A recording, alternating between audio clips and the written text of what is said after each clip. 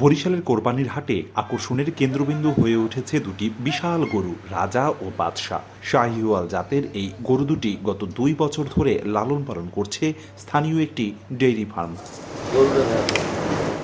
রাজার প্রিয় খাবার ছোলা আর বাদশার পছন্দ কাঁচা ঘাস। রাজা উগ্র আর বাদশাহ শান্ত স্বভাবের হলেও একসাথে থাকতেই পছন্দ করে তারা। প্রতিদিন এদের দেখা যাচ্ছে গোসল থেকে শুরু করে খাবার দাবার সব কিছু নিয়মিত আমরা দেখভাল করি। প্রতিদিন সকালে খাবার দিই একবেলা, বিকালে একবেলা খাবার দিই।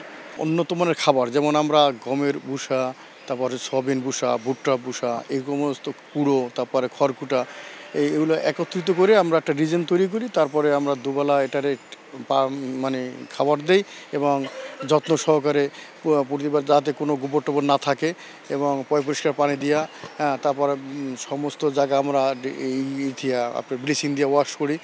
তারপরে আমরা স্যানিটাইজার ব্যবহার করি, কোনো রকম জাম যাতে না থাকে। আমাদের দুটো গরু এখন বরিশালের ভিতরে সবচেয়ে টপ, রাজা এবং বাদশাহ।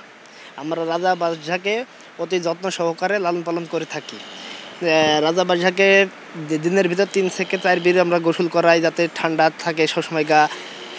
আর ইগের রাজা ধরেন আপনার ভুষ, শোলা ভুসি খাতে পছন্দ বেশি করে, কারণ বাদশাহ আপনার কাঁচা ঘাস খাতে একটু বেশি ভালো লাগছে।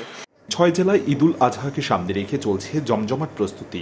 নিজ নিজ খামারের পশুর পরিচর্যায় ব্যস্ত সময় পার করছেন খামারিরা। এবছর গরু আমদানি না হলে স্থানীয় খামারিরা পশু বিক্রিতে ভালো মুনাফা আশা করছেন। অন্যদিকে বরিশালের হাটগুলো জমে না আসলেও ক্রেতারা চাইছেন সুস্থ পশু ও নিরাপত্তায় নিয়ন্ত্রক সংস্থার তৎপরতা।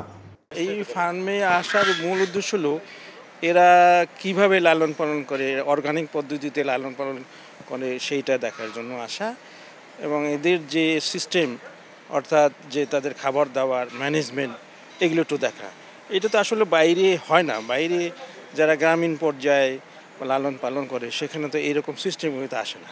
এদের যে ম্যানেজমেন্ট এটা ভেরি গুড।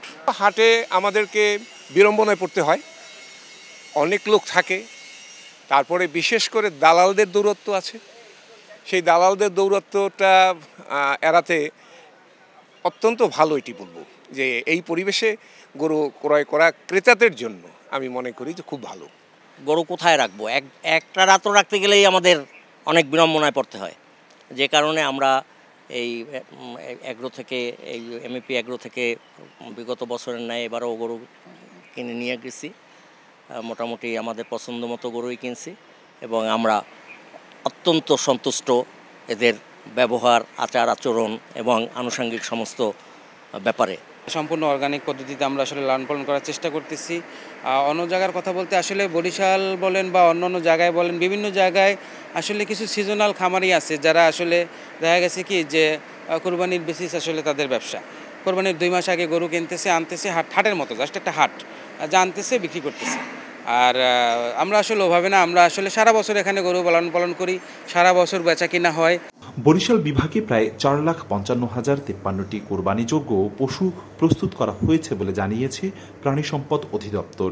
এবছর বরিশাল বিভাগে আমাদের কোরবানিযোগ্য পশুর চাহিদা হলো 3,94,000, আর আমাদের প্রস্তুত আছে 4,55,000, প্রায় 60,000-এর অধিক আর কি গবাদি পশু আপনার সারপ্লাস থাকবে। এবং বরিশাল জেলায় আমাদের চাহিদা হলো 1,11,000 এবং প্রস্তুত আছে 1,41,000। বরিশাল জেলায় আপনার প্রায় 30,000 গরু আমাদের সারপ্লাস থাকবে। গরুর হাটে যে বিষয়গুলো চ্যালেঞ্জ থাকে কিছু, যে অজ্ঞান পার্টি বা এসে, সেটা আমাদের এখন থেকেই ডিবি টিম কাজ করছে। যেমন রিসেন্ট কিন্তু আমাদের একটা অজ্ঞান করে যে সিএনজি নিয়ে যায়, সেই টিমকে আমরা একটা 3জন কিন্তু গ্রেপ্তার করেছি। ঠিক আছে, তো সেইগুলো ব্যবস্থা করছি এবং আমরা সিটিএসবিকেও দিচ্ছি যে খোঁজখবর নিতে এলাকাগুলোতে, যে গরুর হাটের গুলোতে কি নিরাপত্তার বিষয়ে কোনো রকমের যদি হ্যাম্পার ঘটার মতো কোনো ঘটনা নজরে আসে তাহলে আমাদের সঙ্গে সঙ্গে জানাবে, আমরা ব্যবস্থা নিব। এবছর বরিশাল বিভাগে প্রায় 350টি কোরবানির পশুর হাট বসবে। হাটে আইন শৃঙ্খলা রক্ষাকারী বাহিনীর পাশাপাশি 160টির বেশি ভেটেরিনারি মেডিকেল টিম দায়িত্ব পালন করছে। অপূর্ব অপু, সময় সংবাদ, বরিশাল।